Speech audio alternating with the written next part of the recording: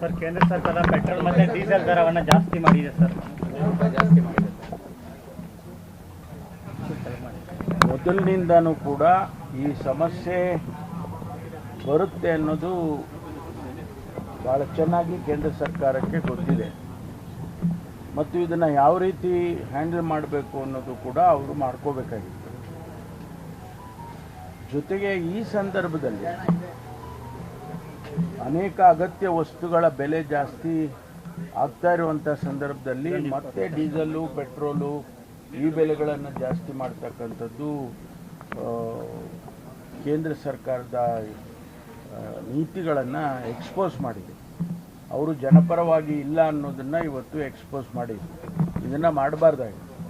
ಯಾಕೆಂದರೆ ಇವತ್ತು ಜನ ಈಗಾಗಲೇ ಅಗತ್ಯ ವಸ್ತುಗಳಿಗೂ ಒಂದು ಸಿಗ್ತಾ ಇಲ್ಲ, ಎರಡನೇದು ವಿಪರೀತ ಬೆಲೆಗಳಾಗಿದೆ.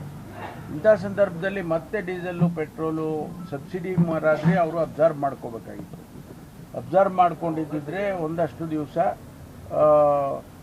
ಜನಸಾಮಾನ್ಯರಿಗೆ ಅನುಕೂಲ ಆಗ್ತಾ ಇತ್ತು ಅಂತಕ್ಕಂಥದ್ದು. ಹಾಗಾಗಿ ಅದನ್ನು ಕೇಂದ್ರ ಸರ್ಕಾರ ಮಾಡಬಾರ್ದಾಗಿತ್ತು.